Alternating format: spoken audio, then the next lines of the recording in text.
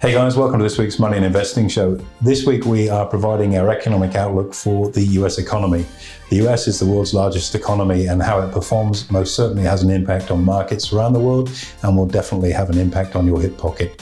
We'll explore a bullish, bearish and neutral case, give you an idea of where our view sits so that you can lay out the pieces on your chessboard to make sure you get the most profit in your trading account from the opportunity that sits ahead.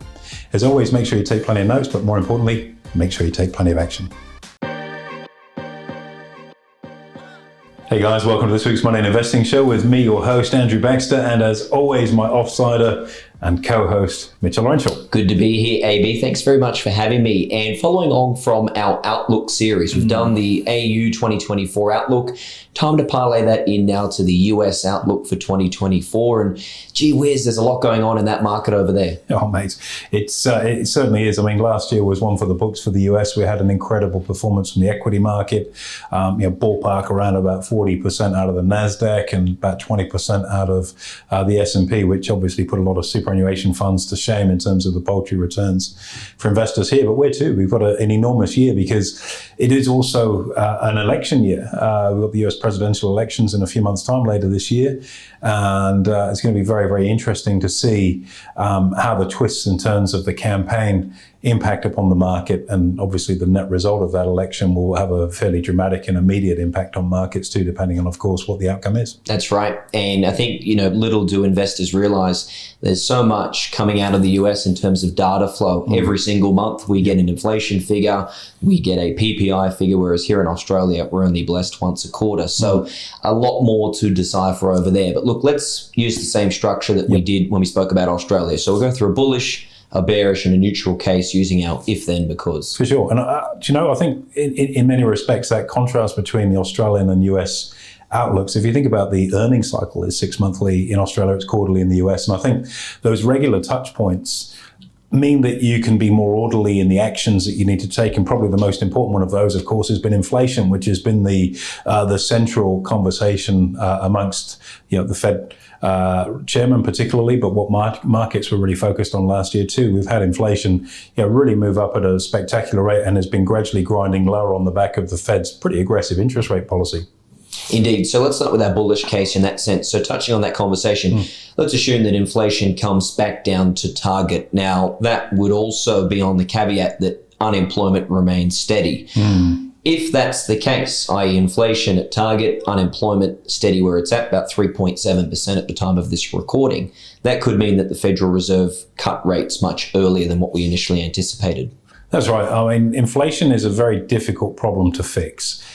You can initially see some direct measures, some interest rate rises, but it's kind of like a limpet clinging to a rock. That last little bit of nudge to get it off requires a Herculean effort. And, the Fed have done a very, very good job. I think Jerome Powell's commentary to markets and the action steps that they've taken, which has been a lot of initially aggressive and then gradually softer moves, has been well received from the market, definitely from a financial markets perspective at least. And it is moving back toward target. I suspect you might just see a little bit of a stubborn lag from that inflation. If it does drop away, then definitely we see interest rate cuts earlier than expected. For what it's worth, I think we're probably not going to see, with the economic data we've got in front of us today, I don't think we're going to see anything too early in the first half of the year. I think it's more likely to be at the halfway point for the year, because I think it's one of those things as a central banker, it's very difficult, we've talked about this before, where you're making decisions on retrospective data and the decision you make today, you see no impact for probably 2 months. So it's a very, very tricky thing to use older data and not see a result of your action. And so if they cut too early and then you see a little bit of a chop back up in inflation again, you may need to then reverse it. And, central banks don't like chopping and changing the trend of interest rates that much. So it's going to be one that there's no magic pill. I guess, Jerome Powell's been exceptional in terms of threading the needle with what he's done to date. And this may well be the crowning glory of this rate cycle if they get the timing right, where inflation comes down, as you say, employment stays reasonably strong, and the US isn't heading into recession. It's not even heading for a soft landing. It's business as usual, and the economy keeps chugging. Would be a brilliant, brilliant outcome from a central banker perspective. And of course, it would be a brilliant outcome from the world's largest economy, because that does affect everybody in every single way. So to dive into that a little bit deeper, AB, so say we do get rate cuts, which means that for our listeners out there, interest rates come down lower. That means then that the cost of borrowing is less. Would that then result in higher borrowing rates, of course, on behalf of businesses, greater consumer spending, and therefore more economic expansion? Yep, I think all of those things stand true. Those higher rates, and it's an important one to acknowledge, don't just affect Joe Bag of Donuts that has a mortgage. It affects business borrowing, which slows down capital expenditure, infrastructure spending, all of those different things. And if the cost of borrowing is starting to go in a trend, because it's not just an interest rate cut, it's the start of a trend lower, then that does provide business with the opportunity to go, okay, well, let's start to gear up now and take advantage of the expansionary cycle that we're likely to be in. So it is very, very significant. Unlike Australia, and again, this is something we've spoken to plenty of times in this podcast, certainly last year, is that the majority of US homeowners, and the US learned an awful lot from the GFC, which we seem to have missed here in Australia, probably because we didn't get the pain, or certainly not in the same way that the US did, is the notion that so many mortgages are on a 30-year fixed rate. And so those moves up in interest rates haven't really massively affected the cost of borrowing if you own a house because it's fixed. What it has done is slow down the transactions within the property market because the cost of refinancing at maybe 6 or 7% versus a 30-year fixed at maybe 2.5% is a massively material difference. You can kind of tough it out in the current residence if that be the case. And so I suspect you might then start to see a little bit more activity in the property market as you start to see some movement there. And that's likely to propel property prices higher, which, as we well know, is a wealth effect, which then goes on to affect people's consumer spending, for example. So these are all knock-on effects of an interest rate decision. And then we get higher consumer spending and greater earnings growth too out of the stock market. Back to inflation again. That's right. Back to inflation again. So, that's the cycle we're in, but it does move that way. And you're right, that sort of thing, and it's a really important point you just flagged there, is that additional spending and the impact that then has on earnings growth, because something like over 55-60% of the US economy is orientated around consumer spending and consumer sentiment. So if you have slower consumer spending, then that will create the doldrums for the economy. If you've got a consumer that's happy to spend more money because their wealth effect is increased, then by gee, the ability for companies to start introducing earnings growth that maybe hasn't come from cost cutting becomes a far more realistic proposition. Also means, a nice run in bonds as opposed to bond yields, which we're well positioned for already. We're anticipating that's what the shape of things will look like in the new year. So, the likes of TLT, or for those that have got the appetite for some gearing, TMF, the triple geared US Treasury, 20-year Treasury, absolutely brilliant opportunities. Rates get cut to really watch those prices not grind higher, but really move up quite quickly. Indeed. Let's flip the coin over now. Let's go through the bearish case. So let's make the assumption that the inflation remains stubbornly high. Inflation's high, interest rates therefore remain high, if not go higher, and we see higher unemployment. What's then the result of that, AB? Yeah, look, that's obviously not the ideal outcome by any stretch, insofar as having a slowing economy that does then drift into a recession is not fun. You've got to get the defibrillators out to restart the economy, which, under current economic theory would be to print more money, which is inflationary, is not really what you want at all. And you could end up in, a fairly dire situation on the back of that. So, that notion of a stronger for longer interest rate curve and sticky inflation, well, it has the opposite effect. It keeps consumer spending slow and slowing. It reduces companies' desire to want to borrow to expand because they're less certain about the future. It results in lower earnings growth or no earnings growth, which then knocks on to a revaluation of stocks and a lower price within your equity market. So that's kind of the thread if you sort of pull it through the needle and extend it out. And a weaker equity market, look, personally speaking, I think the US equity market has been overvalued versus the outlook. But if we see those scales tip where the outlook does become more bullish, it justifies valuation levels where they're at. If that doesn't happen, I think there is scope for a reasonable pullback in equity prices, share prices in the US for people. And that's something to be quite minded of. Again, though, if we look at the stellar gains that we talked of at the start of this interview, Mitch, that 40% out of the NASDAQ, that 20% out of the S&P has been driven by actually a very, very small number of stocks. I think, NVIDIA was probably one of the stellar performers for the year for markets. And so the breadth of what's been driving the market actually has been quite narrow. And if I thumb back through my playbook as a trader, narrow market breadth is usually a precursor to what is actually structurally quite a weak market, and one that then is quite vulnerable to potential downturns. The big driver, for example, with equities has been AI, artificial intelligence, and what that's meant for companies like NVIDIA, which manufactures the chip side of it, or for businesses like Facebook, which has had or Meta, should I say, that's had an extraordinary run, it's like 170% or something. Yeah, something crazy. Microsoft, Google, they're all the same. They've had a crazy year. A lot of that run was on the promise of, okay, we're implementing AI, which stratospherically. Notice you haven't heard much talk about the metaverse from Facebook recently. It's all AI now. It's a new trend. Yeah, forgot about the metaverse. I think everyone has, and it might conveniently stay forgotten while we're in this AI type conversation. Now, the challenge, if that's been the driver for these companies in terms of you buy shares today for what their earnings and growth capacity is going to be over the next 2, 3, 5, 10 years' time. If they don't start delivering on efficiency gains or productivity gains or profitability jumps on the back of employing AI, then maybe they are overvalued, and the impact that surge in interest in those companies had because of their exposure to that particular driver, AI, is a major risk. And I think from a bearish outlook perspective, I think that's something to consider, not just the macroeconomics of interest rates and inflation, but where some of the drivers have been in markets. And AI, certainly it's enabled the anointed, chosen few to run really, really hard. And if they don't deliver, then they're going to get punished in just the same way. Totally. And just to switch that quickly back to macroeconomics, we can't forget consumer sentiment as well. No. If we see greater layoffs, higher unemployment, and inflation stubbornly high, that's severely going to affect the consumer. It certainly will. And, you can see that anecdotally. I mean, in the US, I think in California, paying about $7 a gallon for gas now, which is, it's up from $3 and change when I was there last time, which is an enormous move. And going back to the price of fuel, it is a significant tax. It's an indirect tax in a way because you have to pay for it. You can't have the yellow light flashing on your car and go, well, yeah, I'm not going to bother filling up there. It's too expensive. You have to fill up. So it does take money out of consumers' discretionary spending. That said, toward the back end of last year, some of the areas, and these are quite surprising, and there's a theme, and I think, I know we're talking about the bearish case right now specifically for US equities. There's a theme in here about consumer spending and consumer optimism, and that's in the travel space. And we've seen, for example, US passport applications go through the roof.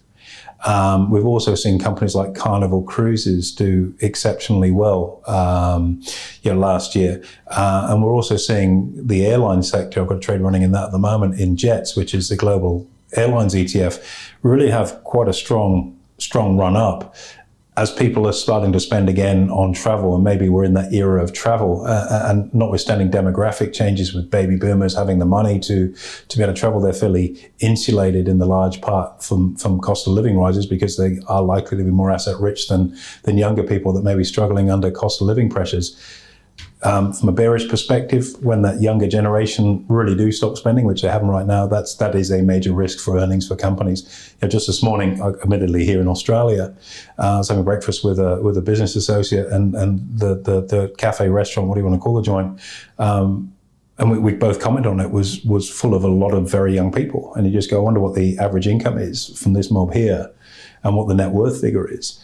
Which I'd imagine is both quite low, but they're still outspending. If we see that continued high interest rate inflation environment, that is the generation that will stop spending. And because they're spenders now, that will very, very much impact on earnings. Isn't that what they call avocado on toast? That's the house deposit rate? It is the avocado on toast or house deposit conundrum. But they're a demographic that do spend. And that's what's going a long way towards propping up earnings for a lot of service type businesses. If they do start pulling their horns in because we end up with a protracted inflation problem and higher interest rates, then that will be a major knock on. Gotcha. Let's take the third and final option. So this is the boring option, the neutral view. So let's say, for example, that inflation from a macroeconomic perspective just trends as it is, nothing too crazy, chops up and down. We then get in a situation where there's no real surprises to the upside or downside with interest rates. They just kind of stay where they are. What's then the result for the economy right there? Look, I think it's been able to self-fuel itself through this period, which is really sort of a 14 or 15 month period where, in spite of all the factors that should be driving it into a recession. It hasn't gone there. Rising interest rates, strong inflation, massive migration from south of the border, and various other things of that sort of ilk. It's continued to drive through, which reflects the overall strength of the engine room in the US economy. But at some point, that engine will start to splutter if that period of drawdown of energy within the economy goes on for an extended period of time. So I think if we end up with inflation being very stubborn and interest rates staying where they're at, there is a finite period of time before that then starts to switch into a more bearish outlook. So if you look at the sort of balance of probability, if we start to see inflation come down and interest rate come down, we're back to the halcyon days of printing money. If we don't see that, and the economic statistics deteriorate, we're going to be in a recession / soft landing / a deteriorated bearish outlook. If we see an extended period of neutrality, I think that's more likely to cause a downturn in the market and the economy than anything else, simply because that inertia that's in the economy will kind of get drained out. I guess one of the big things we spoke of at the top is that notion of being in a presidential cycle. How could we forget, right? And depending on which way the ball bounces, and I suspect, certainly at this point in time, that we're going to see quite a significant Republican Party win, irrespective of what the ticket looks like. One of the things that perhaps markets may be looking to have as a further fillip or further impetus for them are the likely tax cuts that you'll see out of a Republican administration, which isn't the case with the Democratic administration. And that kind of tax cut may just take a little bit of pressure off business and increase that confidence within business and be a boost for earnings on the back end there. I can see that being not a little insignificant point, I think, in our outlook here. But certainly, the US property market's been pretty strong. And if we see a little bit of a cutback in interest rates, that's going to run. And again, as we know from Australia, when you've got a healthy property market, it creates an awful lot of jobs, and that spins out into a lot of other areas within the economy too. So at the moment, like my case in terms of how I'm looking at this market is probably somewhere between the bullish and neutral kind of dial at the moment, as opposed to negative, because I think that so far the US has done a very, very good job of tiptoeing between the raindrops. But there are factors that may come and influence this outlook insofar as if we see rate cuts and inflation drops away, we're back into a bullish outlook. If this neutral outlook continues for a long time, I think that will send us into a slower economy. Equally, if we see the benefits that are perceived from AI, that's been a big driver across equity markets in particular, fail to materialize this year, where there's an expectation we might start to see some benefit from it, that too may be a factor that drives things lower. But overall, I think the US has just shown as an economy just how resilient it really is to have been able to get through some fairly tricky times. And I think rather than just acknowledging how strong that economy is, I think it's really important to acknowledge the strength in leadership on the part of the US Fed with Jerome Powell, because his communication skills and ability to deliver policy has really stewarded that economy through some rather challenging conditions. And there's an awful lot when we look at our Australian outlook that we can take from our friends in the US, and that is that we need to get far better at communicating with the market when it comes to things like interest rates and economic statistics. I'd love to see monthly stats in Australia rather than quarterly. Absolutely. And I'd love to see a central banker, which we've yet to have out of our last couple at least, including the incumbent, that's got that ability to communicate with markets in a way that's not ambiguous and actually has half a thought pattern behind it in terms of the message you're trying to generate. So I think, we could be in for another bumper year. I don't think we'll see 40% on the NASDAQ and 20% on the S&P. Maybe we do see a return to normality, and a bullish outlook might be, gains in the order of that 8 to 15%, which is a more normal range, rather than what we've seen this year. But hopefully the risks of that being a minus 8 or 15% isn't there. And I think it's important to acknowledge that the reason we don't want that bearish outlook, is quite simple, that when you go into a bearish economy, it affects everybody. It affects everybody's pension, for example. It affects everybody's job stability. It affects everybody's outlook and optimism toward the future. And, we're all human beings, but we all like to consider that our future is brighter than what today might actually be. And I think that optimism is something that's certainly driven markets. And hopefully our outlook is more towards the optimistic, neutral to optimistic, with more emphasis on optimistic than a negative outlook, which I really wouldn't want to see. Indeed. Needless to say, it's going to be an interesting year, but you heard it here first. Thank you very much, AB. It's going to be an interesting year. I think November, particularly, as we get into that back end, we'll see some volatility in markets. Oh, yeah. And that's the sort of times that we really love. And get your bucket of popcorn and make sure you sit down and watch that one. Bring it on. Thanks, AB. Cheers, Mitch. Anytime. There you have it, guys. Make sure you like, comment, subscribe. Most importantly, hit that notification button, and we'll look forward to coming back to you next week.